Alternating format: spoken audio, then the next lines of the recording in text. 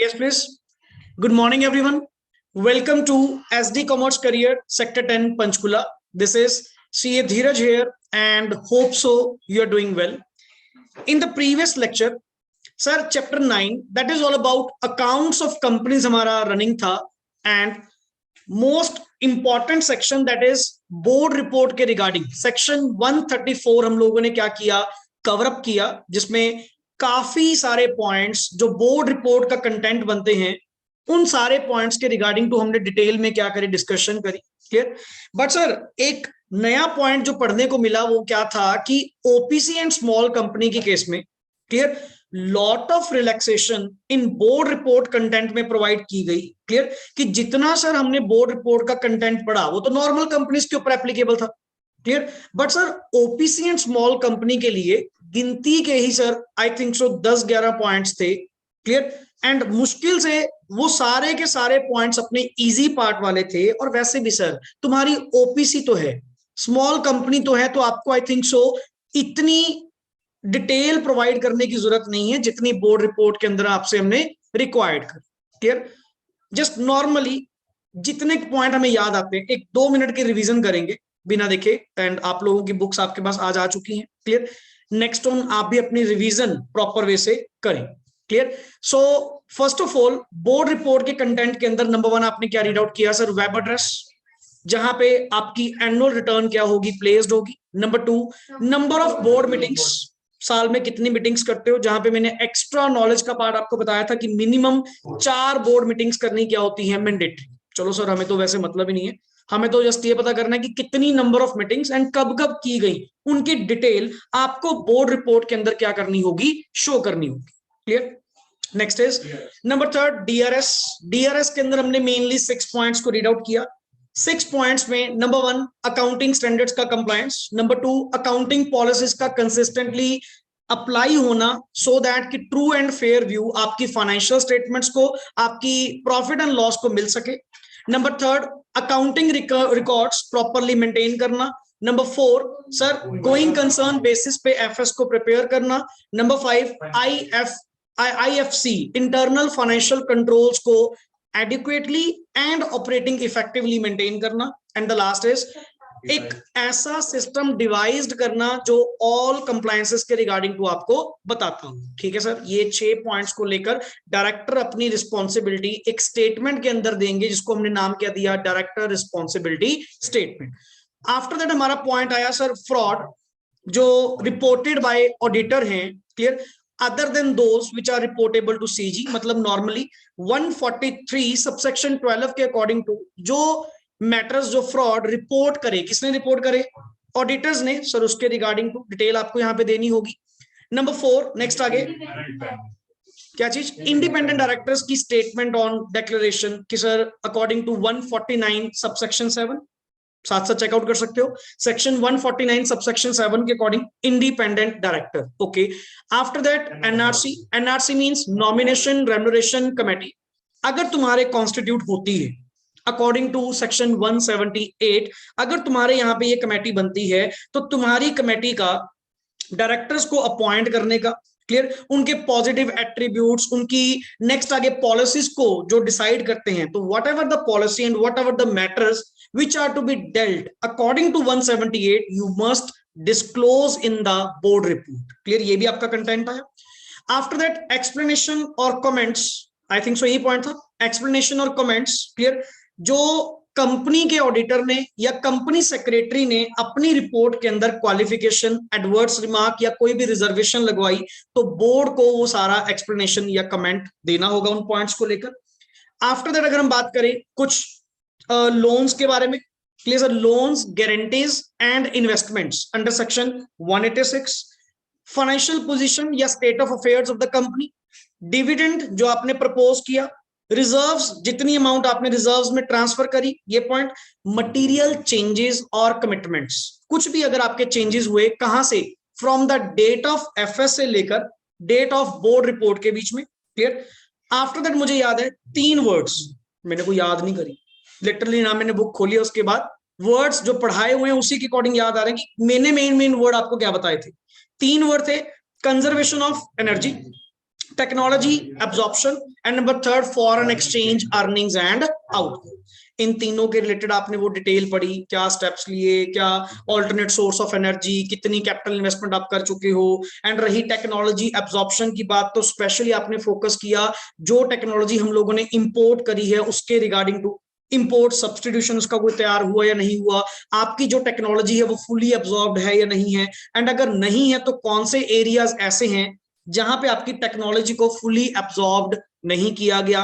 Foreign exchange earnings and outgo को लेकर आपके इनफ्लोज कितने हैं एंड आपके आउटफ्लोज कितने हैं, क्लियर, ऐसे कुछ पॉइंट्स हमने रीड आउट किए। After that I think so risk management policy को लेकर हमारा पॉइंट आया। सर रिस्क मैनेजमेंट पॉलिसी की डेवलपमेंट एंड इंप्लीमेंटेशन, इन दोनों पॉइंट्स के रिगार्डिंग। एंड ऐसा ही मिलता जुलता पॉइंट आपका सीएसआर, क्लियर, अगर आपकी कंपनी सीएसआर के अंदर कवर अप होती है तो आई थिंक सो सीएसआर सेक्शन 135 के अकॉर्डिंग जो भी इनिशिएटिव्स आपने लिए होंगे वो भी सारे आपको एक्सप्लेन करने होंगे। एंड लास्ट इज एक फॉर्मल एनुअल इवेल्युएशन प्लान कि आप अपने बोर्ड, कमेटी, डायरेक्टर्स, उनकी इवेल्युएशन कैसे करते हैं। एंड यूजुअली यहां लिमिट पड़ी कि लिस्टेड कंपनी के ऊपर तो एप्लीकेबल होगा ही होगा, and those public companies whose paid up share capital, कितनी लिखी हुई थी वहां पे, एटलीस्ट, क्लियर, 25 करोड़ और मोर, 25 करोड़ और मोर कम से कम, तो आपके ऊपर सर ये पॉइंट एप्लीकेबल होगा। एंड बोर्ड रिपोर्ट के अंदर आप उसको क्या करेंगे, इंक्लूड करेंगे ही करेंगे। एंड सच अदर मैटर्स में सर बहुत सारे पॉइंट्स थे, तकरीबन 9-10 पॉइंट्स थे। तो इन सब कंटेंट्स को मिलाकर मैंने मेन बोर्ड रिपोर्ट डिस्कस की, क्लियर, इन सब कंटेंट्स को मिलाकर आपकी क्या बनती है, बोर्ड रिपोर्ट बनती है, clear. And plus 1% and small company के लिए आपने लॉट ऑफ रिलैक्सेशंस पढ़ी कि सर इतनी डिटेल्ड बोर्ड रिपोर्ट आपको बनाने की जरूरत नहीं है, जस्ट गिनती के हम आपको एक एब्रिज्ड रिपोर्ट का नाम दे रहे हैं। एब्रिज्ड मतलब काइंड ऑफ समरी, एक समरी से हमें प्रोवाइड कर दो, दैट इज सफिशिएंट। एंड एक पॉइंट आपने बताया नहीं, भूल गए, रिलेटेड पार्टी इन एओसी फॉर्म 2, क्लियर, वो स्किप हो गया पॉइंट, लोन गारंटीज के बाद था, अब याद आ गया कि कहीं ना कहीं रिलेटेड वर्ड आया था, क्लियर, तो वो पॉइंट भी रिलेटेड पार्टी का वहां पे कवर होगा। जितने भी अरेंजमेंट्स, कमिटमेंट्स, कोई भी कॉन्ट्रैक्ट्स जो रिलेटेड पार्टी के साथ करे सर, उसकी भी इंफॉर्मेशन आपको बोर्ड रिपोर्ट में देनी होगी। Is that clear? अब I think so board report का खौफ नहीं रहेगा किसी बात का कि इतने सारे पेजेस हैं। ऐसे ही सीएसआर जो सेक्शन आपके पास नेक्स्ट ऑन आने जा रहा है 135, मैं इसको लास्ट में लूंगा, मैं पहले बाकी टॉपिक अपना कवर अप कर रहा हूं सो दैट कि एक बार लास्ट में जस्ट 135 बचे, उसके बाद कुछ ना हो, क्लियर। तो पहले हम लोग इसमें जो छोटा छोटा कंटेंट है दैट इज 136 देखना, जिसके बाद अपना कौन सा स्टार्ट हो रहा था, पहले तो 135 स्टार्ट हो रहा होगा, clear. For the timing sorry 134 का एक पेंडिंग अपना approval and signing of FS. एक बात बताओ, सबसे पहले बोर्ड रिपोर्ट की साइनिंग हमने लास्ट पढ़ी थी, बोर्ड रिपोर्ट के अंदर जो साइनिंग थी वो किसके द्वारा होनी चाहिए सर? पहली बात तो चेयरपर्सन, इफ ऑथराइज्ड अगर होगा, बट अगर मान लीजिए चेयरपर्सन नहीं है तो कोई 2 डायरेक्टर्स, जिनमें से एक कम से कम क्या होगा, एमडी, मैनेजिंग डायरेक्टर होना चाहिए। बोर्ड रिपोर्ट को वो क्या करेंगे, sign. But now question is that approval and signing of FS, financial statements की अप्रूवल एंड फाइनेंशियल स्टेटमेंट्स के ऊपर साइन कौन करेगा, किन की साइनिंग होगी, उसके रिगार्डिंग हम डिस्कस करते हैं। ये सबसे पहले अप्रूवल पढ़िए जी, number 1 point, The FS including CFS, if any, can be approved by the board of directors before they are signed on the behalf of the board. बिल्कुल सर, सिंपल सी बात सर, पहले तो shall be approved by। एक बात बताओ, members के बाद तो मेंबर्स के पास तो वो फाइनेंशियल स्टेटमेंट बाद में जाएगी सर,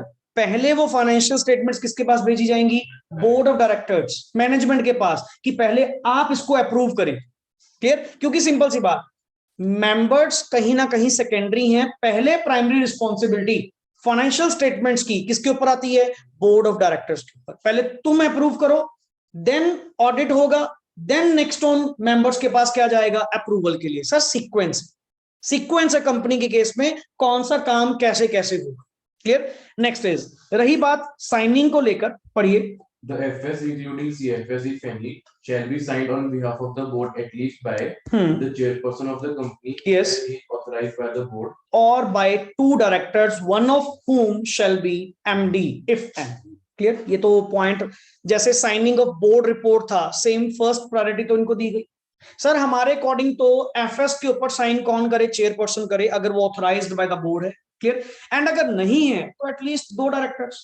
दो डायरेक्टर साइन करे जिनमें से कम एक क्या होगा, एमडी। ये तो एक फर्स्ट पॉइंट हुआ।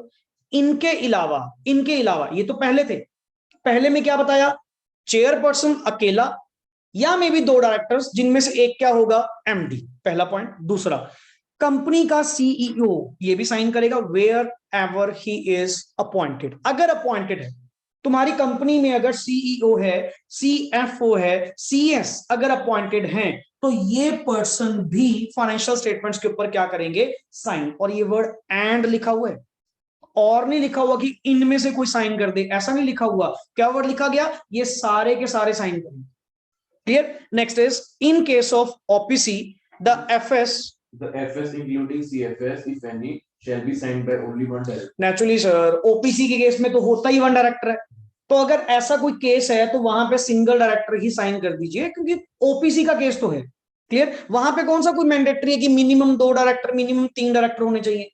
ओपीसी में स्पेशल प्रिविलेज यही तो है कि single member, single director company चला सकता है।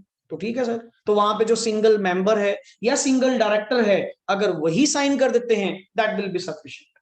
नहीं, कम से कम देख, हमने ऊपर वर्ड क्या कहा था, कम से कम 2 डायरेक्टर, क्लियर। बट यहां पे क्या है, सिंगल डायरेक्टर भी कर सकता है, क्योंकि ओपीसी है ना, इसको थोड़ी सी एग्जम्पशन दी गई। Yes, submission.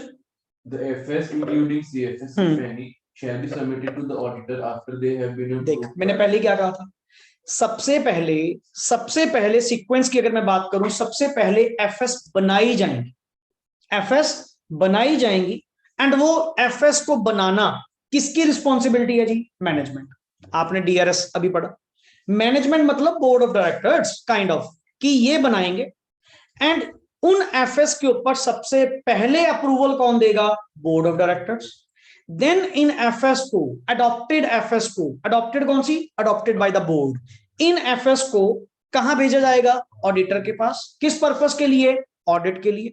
And after audit होने के बाद क्या बनेगी, नेचुरली ऑडिट रिपोर्ट, क्लियर। अब कंप्लीट बंडल बनकर किसके पास जाएगा, मेंबर्स के पास, जिनमें फाइनली उनकी क्या ली जाएगी, अप्रूवल ली जाएगी। तो सीक्वेंस है सर, कंपनी में कोई मनमर्जी नहीं कि पहले जिस मर्जी के पास भेज दो, सीक्वेंस वाइज काम चले।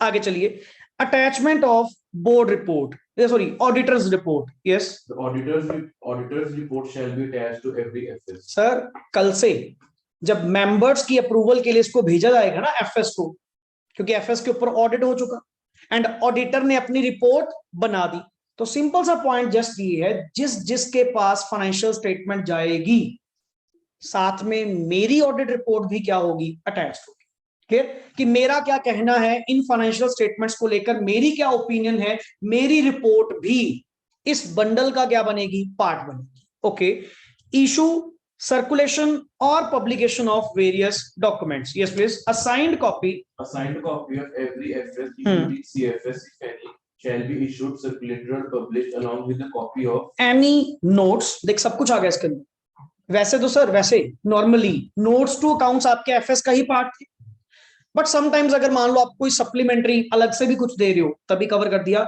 एनी नोट्स अनेक्स्ड टू और forming part of such FS, वो तो जाएंगे। नीचे पढ़ना, 2 तरह की रिपोर्ट, पहली रिपोर्ट ऑडिटर की, दूसरी रिपोर्ट बोर्ड।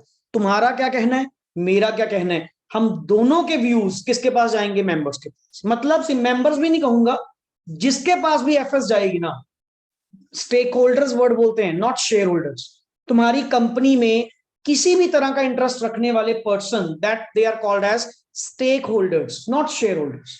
शेयर होल्डर तो उनका एक पार्ट हुआ, जैसे ओनर्स को वर्ड हम बोलते हैं। स्टेक होल्डर में कौन कौन आते हैं, तुम्हारे customers, creditors, money lenders, banks, government, clear. जितने भी हैं तुम्हारे ऑनर्स, सबको मिलाकर क्या बनता है, स्टेक होल्डर्स, क्लियर।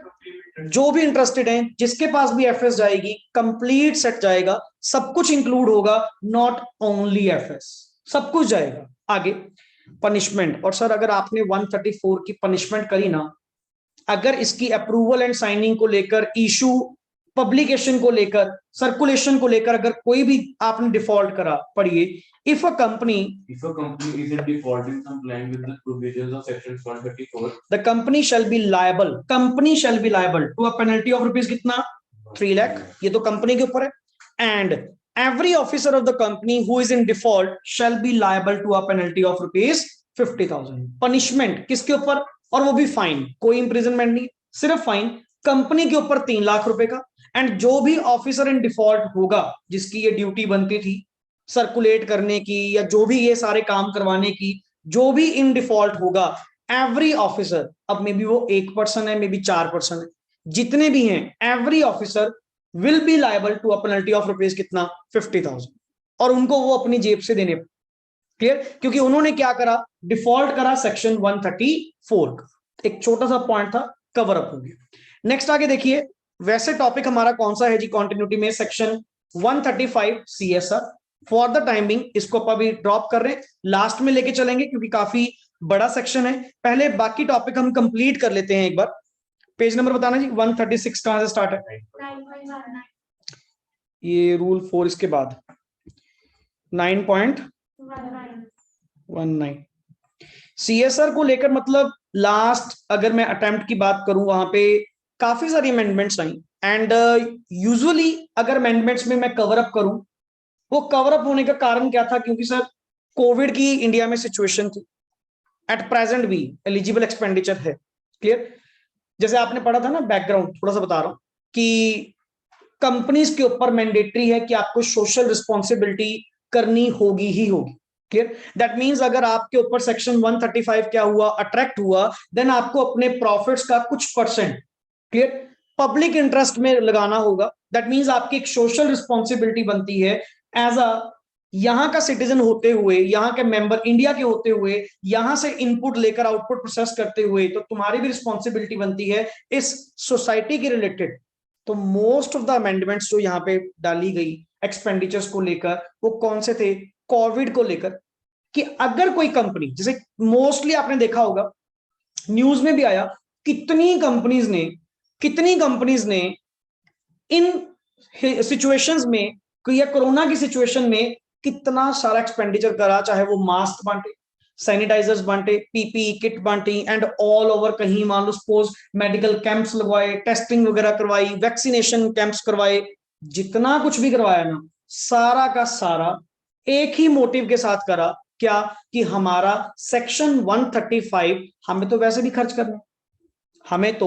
खर्च करने, और गवर्नमेंट ने सिचुएशन को कंट्रोल करने के लिए साथ की साथ नोटिफिकेशन निकाल दी, क्या कहते जी, अगर कोई कंपनी कोविड को यहां पे रिस्ट्रिक्ट करने के लिए कोविड की गाइडलाइंस के अकॉर्डिंग जितना हेल्प आउट करेगी, जितना एक्सपेंडिचर करेगी, would be eligible expenditure as per CSR, तो कंपनियों ने धड़ाधड़ पैसे के पैसे खर्च करने शुरू कर दिए।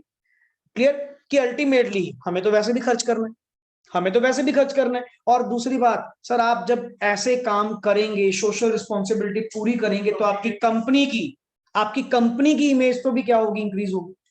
क्लियर, लोगों का विश्वास तो आपके अच्छे में होगा। अब रिलायंस अगर कंट्रीब्यूट करेगा, तभी अपने लोगों का विश्वास ये होगा ना कि नहीं, अपना ब्रांड। अपना वर्ड इतना क्यों बोल रहे हैं, क्योंकि हमारे लिए भी सोचते, समझ गए ना बात। अब ऐसा कोई पर्सन जो प्योरली प्रॉफिट के रिगार्डिंग सोच रहा है, जिसको कोई मतलब ही नहीं है, दुनिया मर रही है, क्या हो रहा है, तो वहां पे सर आप ज्यादा देर मार्केट में टिकोगे नहीं। क्लियर, तो ये जो एक्सपेंडिचर कोविड के रिलेटेड जो अमेंडमेंट्स आई, वो 135 के अंदर काफी इलेबोरेट कर दिया गया, 4-5 पॉइंट्स नए ला दिए गए। ये इस कारण क्या हो गया, लंबा हो गया। कोई नहीं सर, बाद में डील करेंगे। क्लियर, नेक्स्ट आइए, सबसे पहले कहां पे है, ये रहा 136। पहले अब टॉपिक स्टार्ट हो रखा है कि सर एवरी एफएस प्लस उसके अंदर ऑडिट रिपोर्ट प्लस उसके अंदर बोर्ड रिपोर्ट आपको क्या करनी होगी, सर्कुलेट करनी होगी to every member, every person concern, registrar तक वो पहुंचाना सब आपकी रिस्पॉन्सिबिलिटी है। कहते हैं ये किसी सेक्शन में लिखा हुआ है क्या? यस, 136 के अंदर पढ़िए, हेडिंग पढ़िए, सर्कुलेशन ऑफ, क्या लिखा हुआ है, circulation of financial statements and other documents. Other documents में क्या आया, वो भी पढ़कर आए थे ना, auditor report, director report and notes annexed to और forming part of FS. Clear, yes. Documents to be circulated, पहली बात किसको सर, एक तो मेंबर्स की बात चल रही है, क्लियर, एंड अदर पर्संस जो भी इसके अंदर कवर अप होंगे, इन सबको फाइनेंशियल स्टेटमेंट की कॉपी सर्कुलेट होना मस्ट है। क्लियर, पढ़िए, डॉक्यूमेंट्स टू बी सर्कुलेटेड, पहले तो कौन कौन से, yes, A copy of the following documents is required to be sent by the company. Number 1 FS, number 2 CFS, CFS means consolidated cash flow, मत बोलना वो तो एफएस का पार्ट होती है, clear, consolidated financial statements if any, not mandatory, अगर तुम्हारे case में बनती है तो दे दो, नहीं बनती तो छोड़ दो। Second, third auditor report and all the documents which are required to be, क्या लिखा हुआ है, अनेक्स्ड और अटैच्ड टू फाइनेंशियल स्टेटमेंट्स, बाकी सारे डॉक्यूमेंट जो एक एफएस के साथ अटैच्ड होते हैं या फॉर्मिंग पार्ट ऑफ होते हैं वो आपको साथ में क्या करने होंगे, अटैच करने होंगे। Clear sir, okay. Persons entitled, main तो ये बताओ सर किन किन लोगों को हमने ये कॉपी ऑफ एफएस क्या करनी है, सर्कुलेट करनी है। नंबर 1 क्या पढ़ा, every member of the company, जो भी कंपनी के आपके मेंबर्स होंगे। नंबर 2 एवरी, क्या लिखा हुआ है, डिबेंचर ट्रस्टी, डिबेंचर होल्डर्स नहीं, डिबेंचर ट्रस्टी, क्लियर, जो डिबेंचर होल्डर्स के बिहाफ पे एक ट्रस्टी अपॉइंटेड है, एक कॉपी एफएस की सर उनको जरूर प्रोवाइड करो। क्लियर, क्योंकि देखो सिंपल सी बात है, डिबेंचर होल्डर तो बहुत होंगे, ऐसे तो नंबर ऑफ डिबेंचर होल्डर्स है, क्या सबको एक एक कॉपी देने की जरूरत है क्या, नहीं सर, उनका वो अपॉइंटेड लीडर है ना, उनका वो ट्रस्टी नहीं है, ट्रस्टी को प्रोवाइड कर दो। एंड ट्रस्टी रिप्रेजेंट किसको कर रहा है, डिबेंचर होल्डर्स को ही कर रहा है, तो मेरी ओर से उनको कॉपी देना मतलब डिबेंचर होल्डर्स को प्रोवाइड करना। और वैसे भी डिबेंचर होल्डर्स को किस बात के लिए कॉपी चाहिए, एफएस क्यों चाहिए, कि उनका पैसा सिक्योर्ड है या नहीं, कि उनको उनका पैसा वापस मिलेगा या नहीं, पहली बात तुम सिक्योर्ड हो, दूसरी बात तुम लोगों ने ही अपना ट्रस्टी यहां पे क्या किया, अपॉइंट किया, और ये मैंडेटरी है कि डिबेंचर होल्डर्स डायरेक्टली कंपनी में डील नहीं करेंगे, डिबेंचर होल्डर्स किसको अपॉइंट करेंगे, अपने में से किसी एक ट्रस्टी को। क्लियर, तो हमने उनको कॉपी दे तो दी, अब ये जाने और आप जाने, मेरी ओर से ऑब्लिगेशन मेरा क्या हो चुका, पूरा हो चुका, मैंने तो काइंड ऑफ तुम्हारी क्लास को एक कॉपी दे दी, तुम्हारे क्लास हेड को मैंने एक कॉपी दे दी, अब नेक्स्ट ऑन ये अपने आप कम्युनिकेट आपको कर देगा जो भी मैटर्स आपके हैं। नेक्स्ट इज, या एवरी पर्सन, ये अच्छा क्लॉज है, every person who is entitled to receive the notice of GM, बाकी सर लास्ट वर्ड कहूं क्या, जिसको भी जर्नल मीटिंग का नोटिस मिलता है ना, who is eligible to get notice of journal meeting, जिसको भी जर्नल मीटिंग का नोटिस मिलता है उसको एफएस की कॉपी जानी चाहिए। मीटिंग में करने आएगा क्या, उसको पता तो है नहीं बेचारे को किस रिगार्डिंग टू बात चल रही है, तभी तो हमने यहां पे सर फिर भी अगर कोई रह गया हो, वैसे तो सर मेंबर्स, जर्नल मीटिंग में कौन आते हैं, मेंबर्स, हमने पहली वर्ड क्या बोला, एवरी मेंबर, दूसरा कहीं ना कहीं डिबेंचर्स का पॉइंट आता है, डिबेंचर ट्रस्टी को हमने कॉपी दिलवा दी, बाकी सर ओपन क्लोज क्या, बाकी यार ये मान लो जिसको जर्नल मीटिंग का नोटिस जाता है ना उसको ये कॉपी जानी चाहिए, इन सिंपल वर्ड्स। अब इसके अंदर सारे ही क्या हो गए, कवर अप। क्लियर, अब आप कह रहे हो जी क्या आपको मिलेगा, क्या आपको एफएस सर्कुलेट होएगी, क्या तुझे नोटिस ऑफ जीएम मिलता है, क्या जर्नल मीटिंग का नोटिस तुम्हें मिलता है, कहता हाँ सर हमें मिलता है, तो तुझे कॉपी मिलेगी, सिंपल सी बात। नेक्स्ट आगे, time limit for circulation. The FS and other documents shall be sent at least 21 days before the date of AGM. बिल्कुल सर, मोस्ट इंपॉर्टेंट क्या सर, एक बात बताओ, ये एफएस जो सर्कुलेट करने की बात कर रहे हो, क्या कोई टाइम लिमिट है कि कितने दिन पहले हम आपको प्रोवाइड करेंगे। सर देखो लॉजिकली चैप्टर 7 के अंदर आप रीड आउट करेंगे, लॉजिकली नोटिस ऑफ जीएमबी जो जाता है ना, जर्नल मीटिंग का जो नोटिस जाता है ना, वो भी 21 days clear days 21 clear days before the date of AGM जाता है। फिर ऐसे करो ना, वो जो नोटिस भेजोगे उनको बुलाने का पर्पस क्या होगा, इन एफएस के रिलेटेड, साथ में इनकी कॉपी भेज देना, साथ में इसी की भेजना। आप जरूरी थोड़ा बार बार आप खर्चा करेंगे, कंपनी में समझदारी बरतो कि जर्नल मीटिंग का नोटिस जो है वो भी कब जाता है, कम से कम 21 दिन पहले, और वो भी क्लियर डेज का मीनिंग वहां पे समझाऊंगा, what do you mean by 21 clear days का मतलब क्या हुआ। सर पहली बात, जिस दिन आपने पोस्ट करा, जिस दिन उन तक पहुंचा, ये दिन इंक्लूड नहीं होते। क्लियर? जिस दिन मैंने पोस्ट करा और जिस दिन मीटिंग है वो इंक्लूड ही नहीं होते। 2 दिन जाने के टाइम लगेगा, 48 आवर्स पोस्ट है, बाय पोस्ट आप भेज रहे हो, डीम्ड होता है जी हमारे अकॉर्डिंग, 2 दिन का टाइम तो लगेगा। 4 दिन तो ये होगी, 4 दिन तो ये होगी। तो मोटा मोटा अगर मैं बात करूं, अगर आपने ये एलिजिबल होना है, अगर आप चाहते हो कि मैं डिफॉल्ट में ना पढ़ूं, कम से कम 25 दिन पहले, जिस दिन डेट ऑफ एजीएम है ना, 25 दिन पहले, जैसे मान लीजिए 30 तारीख को आपकी क्या है मीटिंग, 30 तारीख को मीटिंग है, आप 4 या 5 तारीख को पहले नोटिस भेज दो, साथ में फाइनेंशियल स्टेटमेंट्स की सर्कुलेशन करवा दो, पटवा दो जिस जिसको देनी है। तुम्हारी दोनों कंडीशनें क्या हो जाएंगी, पूरी हो जाएंगी। क्योंकि यहां पे क्या लिखा था, एटलीस्ट कितना, 21 days before the date of AG, कम से कम 21 दिन पहले पहुंचनी चाहिए। एंड पहुंचने का मतलब ये नहीं कि पूरे डॉट 21, सर 2 दिन का टाइम तो पहुंचने में लगेगा। जिस दिन पोस्ट करोगे प्लस जिस दिन डेट ऑफ एजीएम है वो वैसे इंक्लूड नहीं होते। तो मोटा मोटा सर 25 दिन का गैप लेकर चलना, तो जाके अगले को कितने मिलेंगे, 21 दिन मिलेंगे पूरे। क्लियर? आगे चलिए।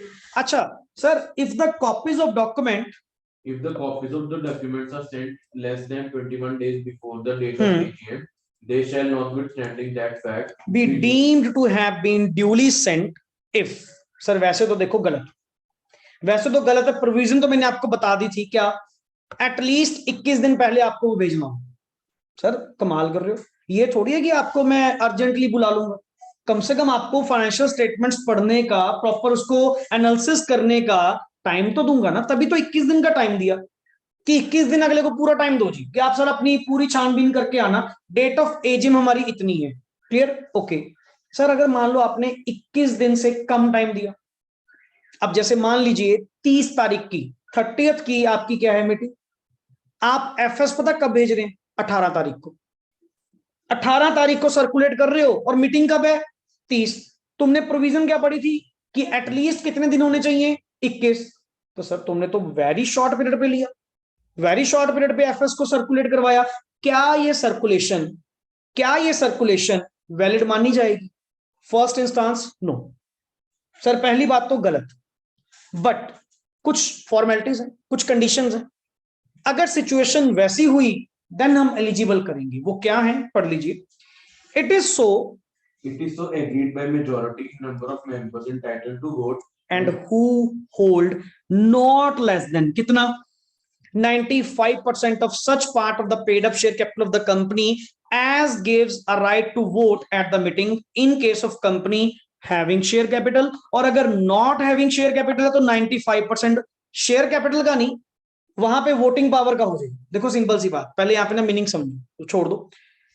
कंपनी दो होती है, having share capital, not having share capital. जहां तो शेयर कैपिटल होगी 95% of the paid up share capital. Clear? And जहां पे शेयर कैपिटल नहीं है, नॉर्मल कंपनीज हैं जैसे एनपीओ सेक्शन 8 वाली कंपनीज, वहां पे 95% of the total voting power. Clear? ये कह क्या रहा है, कहते सर एक बात बताओ, अगर तुमने 21 दिन से कम टाइम दिया, 21 दिन से, लॉ ने तो क्या कहा जी, कम से कम 21 दिन दो, किसकी फेवर में कहा, मेंबर्स की, शेयर होल्डर्स की, कि सर उनको टाइम मिलना चाहिए, उनको टाइम मिलना चाहिए प्रॉपर पढ़ने का, एनालिसिस करने का, डिसीजन लेने का, ताकि वो मीटिंग में जब अटेंड करने आए उनको सारे मैटर्स की नॉलेज होनी चाहिए। लॉ कहकर चला गया। बट अगर तुम्हारे मेंबर्स ही, तुम्हारे शेयर होल्डर्स ही, जो जिनके पास वोटिंग पावर है, और वो भी मेजोरिटी भी कितनी बोल रहा हूं, 95%।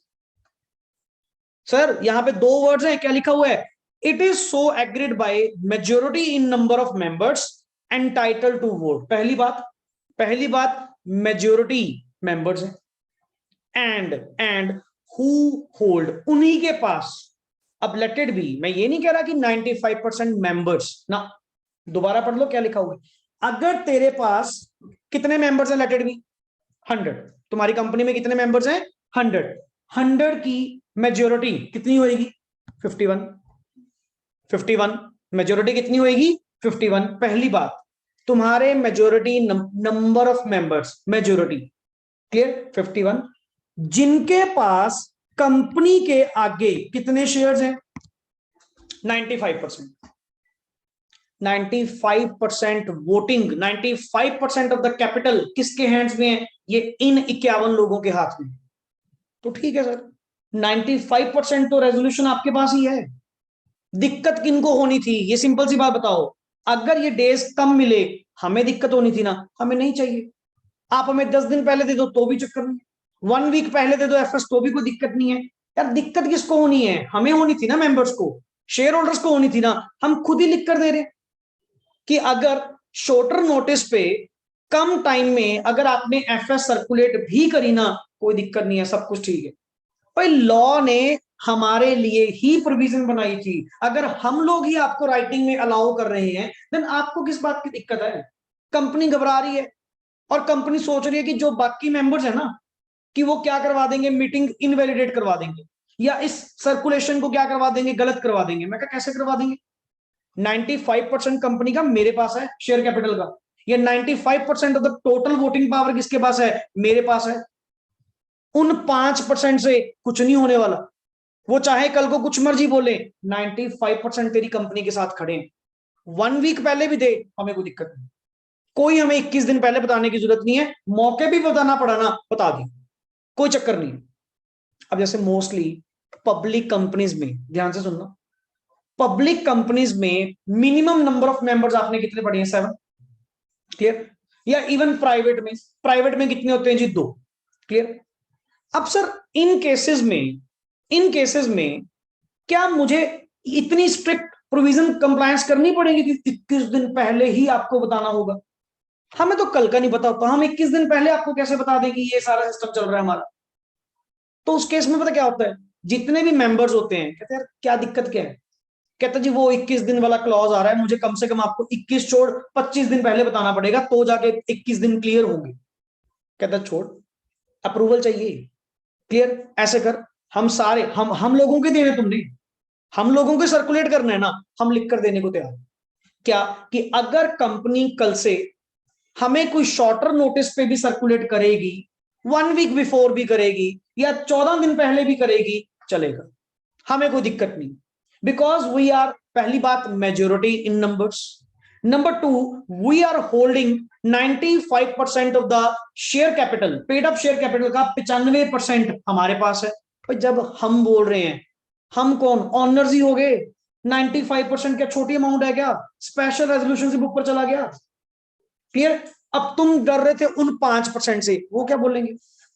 वो क्या बोलेंगे? तेरे को 95% वाला बोल तो रहा कि तू कर, कोई चक्कर ना मान, पीछे मैं बैठा हूं। दिक्कत हमें ही होनी थी, you are allowed. Clear? Next is, आगे पढ़िए। In case in case of a company licensed under section 8 which has not committed any default in filing with the registrar its financial yes, the FS and other documents shall be sent at least कितना? 14 days before the date of AGM। अच्छा, section 8 वाली companies के लिए इनको already relaxation दे दी। Basic law तो 21 दिन का था, इनको वैसे ही रिलैक्सेशन दे दी कि अगर तुम सेक्शन 8 वाली कंपनी हो, प्लस तुम्हारा कोई भी एनुअल फाइलिंग का अगर डिफॉल्ट नहीं है, तुमने वही 137 का कंप्लायंस करा, 92 के अंदर आपने रिटर्न फाइल करी, अगर आपने सब कुछ करा है ना, तो आप ये मानो 21 दिन नहीं, तुम्हारे केस में कितने हैं? 14। इनको वैसे रिलैक्सेशन दे दी। हुआ कंसेप्ट क्लियर? आगे चलिए, नेक्स्ट इज, तो टाइम फॉर सर्कुलेशन क्लियर हुआ कि सर टाइम फॉर सर्कुलेशन में पहले 2 पॉइंट्स क्या? नॉर्मल कंपनीज के केस में 21 डेज, एटलीस्ट 21 डेज बिफोर, कहां से? Before date of AGM. AGM की डेट से 21 दिन पहले आपको सर्कुलेट करना होगा। नंबर 2, अगर आप सेक्शन 8 कंपनी है एंड आपका एनुअल फाइलिंग के अंदर कोई डिफॉल्ट नहीं है, तो तुम्हारे लिए 21 दिन नहीं, तुम्हारे लिए कितने दिन है? 14 डेज। This is law. बाकी रही बात, अगर तुम्हारे 95% शेयर होल्डर्स या 95% ऑफ टोटल वोटिंग पावर अगर आपको लिखकर देने को तैयार हैं, अगर वो आपके साथ हैं, क्लियर, देन सर हमें कोई इशू नहीं है, आप 21 दिन से कम भी क्या कर सकते हैं? इशू कर सकते हैं। क्लियर? क्योंकि मेंबर्स ने खुद अप्रूवल मुझे दी, मैं नहीं कर रहा, कंपनी नहीं कर रही।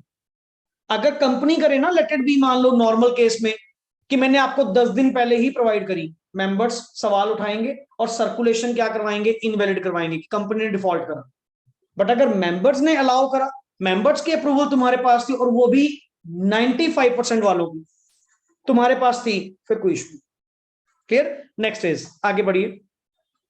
Circulation of FS, Circulation of FS and other documents in case of listed company. In case of listed company, it shall be sufficient compliance with the provisions of section 136. if The copies of FS and other documents are made available for inspection at its registered office during working hours for a period of 21 days before the date of AGM. Sir listed के case में ना, listed के case में थोड़े से points आपको पता है ज्यादा होंगे ही होंगे, सेबी भी कहीं ना कहीं अपना बीच में पॉइंट लेकर आएगा। बट एक एक्स्ट्रा पॉइंट क्या आया, अच्छा 21 दिन पहले मेंबर्स को भेज रहे हो, क्या उसकी एक कॉपी यहाँ पे रजिस्टर्ड ऑफिस में नहीं रख सकते थे कि इंस्पेक्शन ओपन करने के लिए?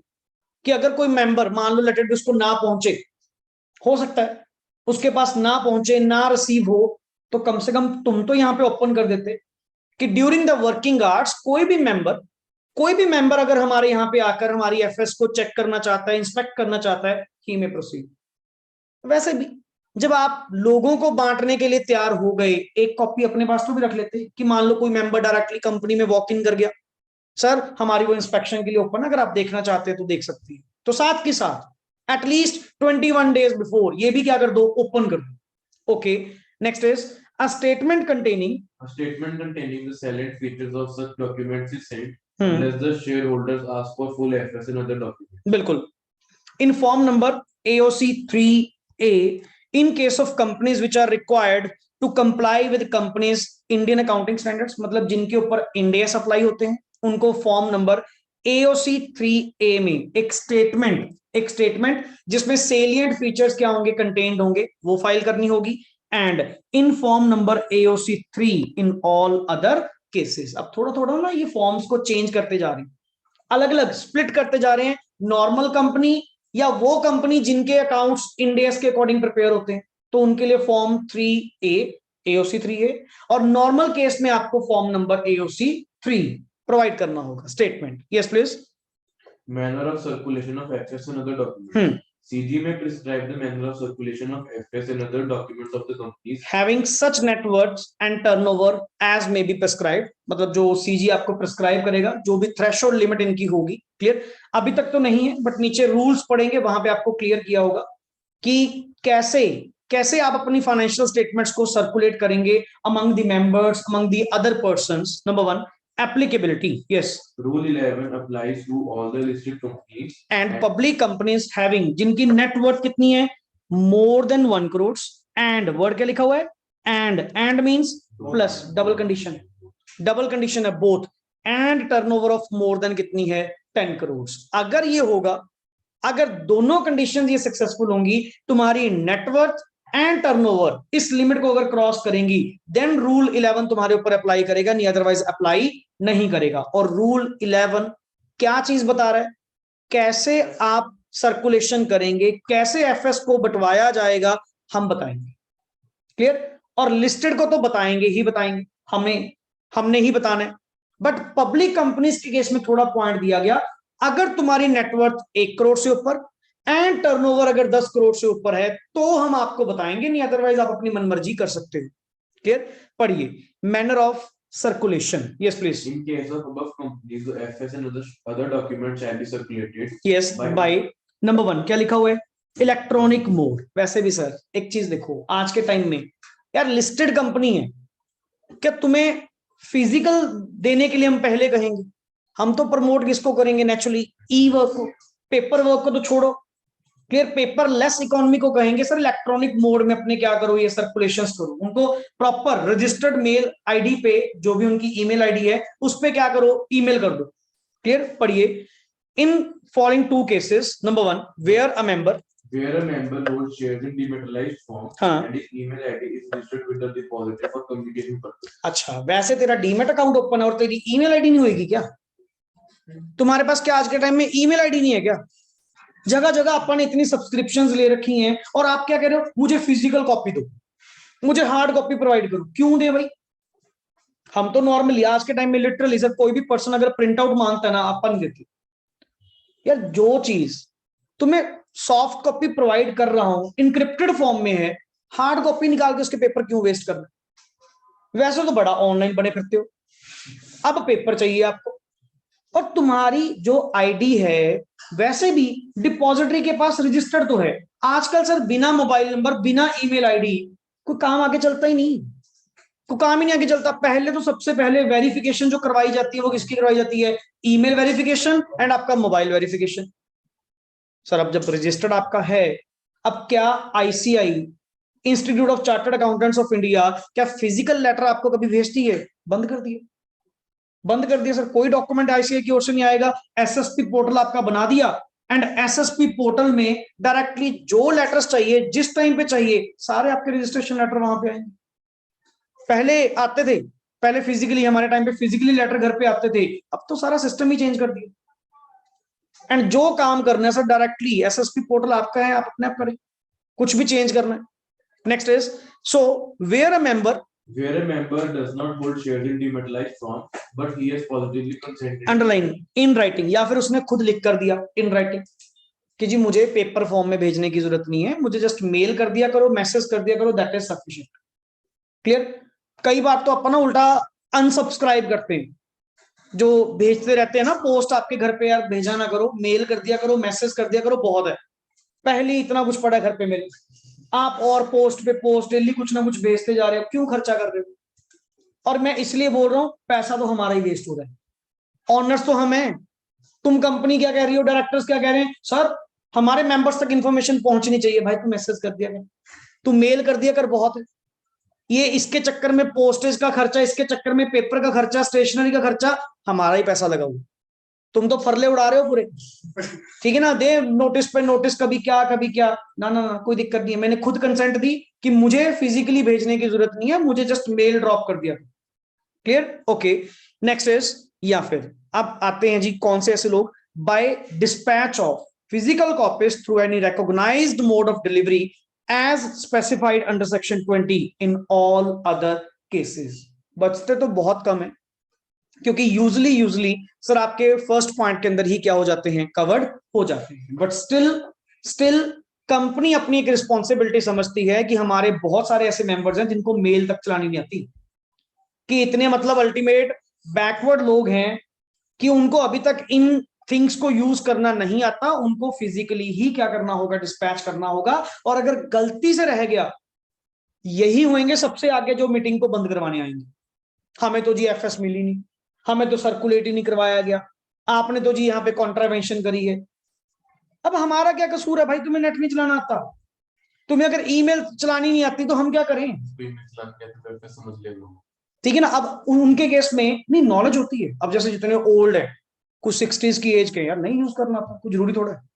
आपा लोग यंग जनरेशन के, आपा जल्दी ही समझ लेते हैं, जल्दी यूज कर लेते हैं उस चीज को। अब उनको नहीं आ रहा, तो सर फिजिकल भी रखा हुआ है, तभी वर्ड सेकंड क्या लिखा, by dispatch of physical copies भी भेजेंगे जिसको रिक्वायर्ड है। अब जिनकी कंसेंट नहीं आई, जिनकी कंसेंट नहीं आई, डीमैट अकाउंट में वैसे उनके शेयर्स नहीं है, नॉर्मल शेयर्स हैं, उनको तो फिजिकल कॉपियां भेजनी पड़ेंगी, उनको तो प्रॉपर, जैसे जिनके शेयर्स डीमैट फॉर्म में नहीं है, पेपर फॉर्म है, उस केस में। और आपने कंसेंट भी नहीं दी, क्योंकि यहां पे आपने क्या कहा था, आपने कंसेंट दी कि मुझे मेल कर दिया करो, मुझे मैसेज कर दिया करो। बट सर फिर भी फिजिकल कॉपी वाले कुछ ना कुछ तो बचेंगे ना, उनको तो भेजना पड़ेगा। जो मांगेंगे उन्हीं को देंगे ना, फिजिकल सबको। एवरी जो रिकॉर्ड में बचे सबको भेजना है, सबको प्रॉपर जाएगी।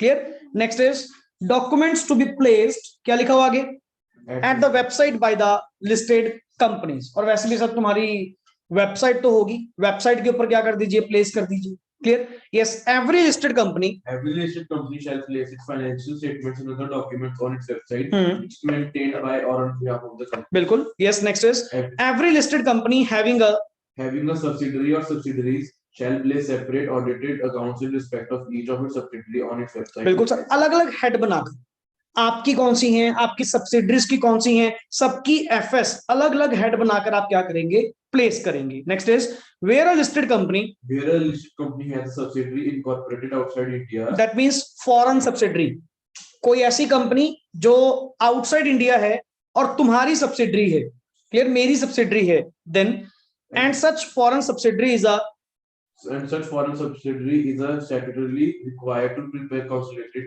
financial statement under the any law of the country जहां पे भी वो बनी हुई है, उस लॉ के अकॉर्डिंग, जैसे लेटेड भी मैं वर्ड बोल रहा हूं सर, हमारी एक्स लिमिटेड है एंड ये जेड पीएलसी है। क्लियर? जेड पीएलसी मतलब जो बाहर की कंपनी है आपकी। Clear sir? पहली बात तो ये मेरी सब्सी है जिसको मैं नाम दूंगा फॉरेन सब्सी, एंड इस फॉरेन सब्सी को उस कंट्री के लॉ के अकॉर्डिंग, यूके लॉ के अकॉर्डिंग टू, क्लियर, क्या करनी पड़ती हैं सर? इनको कंसोलिडेटेड फाइनेंशियल स्टेटमेंट्स क्या करनी पड़ती हैं? प्रिपेयर करनी पड़ती हैं। क्लियर? आगे yes please. It shall be sufficient if the listed company places a consolidated final statement of such foreign subsidiary on its बिल्कुल sir. it shall be sufficient if the listed company places the CFS of such foreign subsidiary on its website. Clear? Sir तो subsidiary है, वो क्यों बनाएगी CFS? उनके law के according mandatory है ना उनके ऊपर। मैं तो बनाऊंगा अगर मेरे ऊपर होगा, उनकी कंट्री भी मैंडेट कर रही है। जैसे यूके ने कहा कि सर अगर आपका कोई मान लो पेरेंट है या कोई होल्डिंग कंपनी है तो आपको सीएफएस बनानी है। बिल्कुल, इंडिया में रिक्वायरमेंट नहीं है, वहां उनको सबमिट करनी पड़ती हैं एज पर स्टैट्यूटरी रिक्वायरमेंट के अकॉर्डिंग, वो उनका लॉ है, मेरा नहीं है। तभी कह रहे हैं कि sir it shall be sufficient if the listed company clear places the CFS of such foreign subsidiary on its website. आप उसका भी लिंक एक बार डाल दीजिए। Next is where a listed company has a subsidiary incorporated outside India, but such foreign subsidiary is not required to get its financial statements audited। अब मान लीजिए उस फॉरेन सब्सिडी का ऑडिट तो होता ही नहीं या रिक्वायर्ड ही नहीं है उनके लॉ के अकॉर्डिंग। अब यूके लॉ के अकॉर्डिंग या यूएस लॉ के अकॉर्डिंग मैंडेटरी नहीं है कि सर आपको वहां पे क्या करवाना पड़ेगा, ऑडिट करवाना पड़ेगा। बट तुम्हारा लिंक तो किसके साथ है? इंडिया के साथ है ना। तुम्हारी पेरेंट कंपनी, हेड कंपनी कहां पे है? इंडिया में है ना। आगे पढ़िए। under any law of the country of its incorporation and which does not get such financial statements audited। और तुमने कराया भी ना, तुम्हें रिक्वायर्ड था और ना तुमने कभी करवाया। Clear? The holding Indian listed company, अपने वाली यहां वाली एक्स लिमिटेड की बात कर रहा है, मे प्लेस सच unaudited ही सही financial statements on its website and where such financial statement is in a language other than English। clear? a translated copy उसकी FS की इंग्लिश में आपको अपनी वेबसाइट पे अवेलेबल करवानी होगी, बिकॉज वो तुम्हारी फॉरेन सब्सिडी है। तुम्हारा पैसा, तुम्हारे इंडिया का पैसा कहां लगा हुआ है? फॉरेन में लगा हुआ है। तो सर चाहे वो ऑडिटेड है या नहीं है, उसकी अनऑडिटेड ही आप अपनी कंपनी की वेबसाइट पे क्या करेंगे? प्लेस करेंगे। Clear? Not as hard and fast sections. Clear? कि अपने को याद रखने की बहुत ज्यादा जरूरत है यहाँ पे, ये जस्ट सिंगल रीडिंग वाले सेक्शंस होते हैं। क्लियर? कि हाँ ऐसे भी प्रोविजन है। अब पर्टिकुलरली एग्जाम में ऐसा कुछ ही आएगा, ये कभी नहीं होता। क्लियर? लॉ है, लॉ में कंप्लीट प्रोविजंस तो जरूर पढ़नी पड़ेंगी, बट जितने भी टॉपिक्स तुम पढ़ोगे ना, एक नॉर्मल फीलिंग अपने आप आपको मिलेगी कौन इंपॉर्टेंट है एंड कौन नॉर्मली इसमें कवर्ड किया गया है। तो ऐसे जितने भी पॉइंट्स ना, जैसे ये 5-6 लाइंस का पॉइंट है, इसकी एक लाइन साइड पे बनाओ, खुद लिख दो। क्लियर? कि अगर आपकी मींस हमारी एक्स लिमिटेड इंडियन जो कंपनी है, लिस्टेड है, वो भी लिस्टेड है, हमारी कोई फॉरेन सब्सिडी है जिसके अकाउंट्स ऑडिट नहीं होते, देन हमारी इंडियन लिस्टेड कंपनी को अपनी वेबसाइट पे वो अनऑडिटेड फाइनेंशियल स्टेटमेंट भी क्या करनी होंगी? प्लेस करनी होगी। जब इतना पॉइंट लिख दोगे ना, नेक्स्ट टाइम पूरा डिटेल में पढ़ने की जरूरत आपको नहीं पड़ेगी। Clear? So it's on you, आप इसको कैसे इजी बनाते हैं, कैसे आप इसको सिंप्लीफाई लैंग्वेज में लेके आते हैं, ऐसे पॉइंट्स मिलेंगे। एंड इट्स हर टाइम तुम्हारे पास इतना नहीं पॉसिबल होगा कि मैं दोबारा सारा पॉइंट बैठ के उसको रीड आउट करूं। उसकी समरी साइड पे लिख लिया करो अपनी layman language, Hindi, English, whatever, Punjabi, जो तुम यूज करते हो, अपनी सिंपल लैंग्वेज में उसको क्या कर लो? एक्सप्लेन कर लो। Next is inspection। yes please। every company shall allow every member and eventual trustee to inspect the FS and other documents at its registered office। हमने पहले भी आपको कह चुके। क्लियर? हर कंपनी, अच्छा यहाँ पे लिस्टेड नहीं, सारी कंपनीज। लिस्टेड को तो वैसे ही मैंडेटरी था, वो तो तुमने इसी पेज पे फर्स्ट पॉइंट पढ़ा कि लिस्टेड को तो मैंडेटरी है कि उसको इंस्पेक्शन ओपन करवानी होगी, बट साथ के साथ सारी कंपनीज को बोल दिया कि जब तुम सर्कुलेट करने के लिए भेज रहे हो ना, साथ के साथ ड्यूरिंग द बिजनेस आवर्स अगर कोई इंस्पेक्ट करना चाहता है रजिस्टर्ड ऑफिस पे आकर वो एफएस को इंस्पेक्ट कर सकता है। हमारी ओर से कोई रोक टोक नहीं है, कोई बंदिश नहीं। Okay, every company having a subsidiary or subsidiaries shall provide a copy of separated, audited or unaudited FS हाँ, as the case may be as prepared in respect of each of its subsidiary to any member of the company who ask for it. देखो simple सी बात, अगर हमारे किसी मेंबर ने subsidiary की कोई ऑडिटेड एफएस या अनऑडिटेड एफएस मांगी तो सर आपको प्रोवाइड की जाएगी। सिंपल सी बात है, पहले नहीं दूंगा, पहले कभी नहीं दूंगा, बट अगर तुम्हें चाहिए, तुम मांग रहे हो, देन मैं आपको अवेलेबल करवा के दूं, ये मेरी ड्यूटी है। Clear? Okay, next 137, that is all about filing of financial statements and other documents with the registrar। Number of time हम पढ़ चुके हैं जिसको तुम वर्ड बोलते हो एनुअल फाइलिंग का डिफॉल्ट, जिसमें एक सेक्शन क्या होता है, जितनी भी आपकी ये फाइनेंशियल स्टेटमेंट्स है इनको टाइम टू टाइम हर साल आपने रजिस्ट्रार के पास क्या करवाना होता है, फाइल करवाना होता है। जब भी इसका ऑडिट हो जाए, मेंबर्स की अप्रूवल हो जाए, एजीएम के बाद साथ के साथ इनकी फाइलिंग करवा दो। क्लियर? पढ़िए नेक्स्ट आगे। where FS are adopted at the AGM, documents to be filed, yes, FS CFS if any, the accounts of subsidiary। देखिए यहाँ पे रजिस्ट्रार के पास क्या क्या जा रहा है। Clear? where FS are adopted at the AGM, documents to be filed, FS CFS accounts of its, क्या लिखा हुआ है, subsidiary or subsidiaries which have been incorporated outside India and which have not established any place, मतलब जो है purely बाहर की, जिसको साइड पे एक वर्ड लिख लो, फॉरेन सब्सिडरी। वर्ड लिख लीजिए, मैं इसी के ऊपर लिख रहा हूं फॉरेन सब्सिडरी, कि अगर वो फॉरेन सब्सिडरी है, क्लियर, तो in that case, foreign subsidiary के केस में। नेक्स्ट इज, आगे चलिए, all the documents which are required to be, बाकी वो सर तुम्हारे और भी तो डॉक्यूमेंट्स थे जो अनेक्स्ड विद क्या थे, फाइनेंशियल स्टेटमेंट, वो भी साथ में जाएंगे। These documents are hereinafter referred to as FS and other documents। जो तुम वर्ड बोल रहे थे, other documents का मतलब क्या है, ये साथ में। क्लियर? चलिए, time limit, yes please. the FS and other documents shall be filed with the registrar within 30 days। कहां से? From the date of AGM। Clear? मतलब लेट इट बी सर, ये आपकी क्या है, date of AGM, date of AGM से 30 days के अंदर अंदर। क्लियर? विद इन, यहां पे विद इन क्या लिखूं, 30 डेज, विद इन, ऐसे ना टाइम फ्रेम एक बना लिया करो साइड बाय साइड। क्यों? नेक्स्ट टाइम पूरी लाइन पढ़ने की बजाय अगर जब ये चीज आप देखेंगे ना कि डेट ऑफ एजीएम से विद इन 30 डेज के अंदर, वो मेन वर्ड्स आपको क्या रहेंगे, याद रहेंगे। नहीं, समटाइम्स 30 डेज तो याद होता है, बट कहां से ये याद नहीं होता। तो ऐसे ना छोटे छोटे जो पॉइंट्स हैं, इनमें गलती कोई ना हो। क्लियर? इस चीज लिए जितना इलैबोरेट कर सकते हो इसको अपनी वर्डिंग में लिखो, भर दो बुक जितनी भी है। Clear? Next is where FS are not adopted at the AGM or adjourned AGM। बिल्कुल, फाइलिंग ऑफ unadopted documents। कोई नहीं।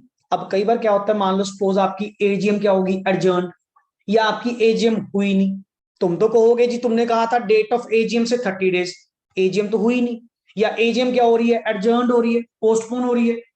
कहते हैं ऐसे करो, जिस दिन आपकी एजीएम होनी चाहिए थी, जिस दिन होनी चाहिए थी, अब तुम कह रहे हो जी हमारे अकाउंट्स तो भी अनअडॉप्टेड हैं।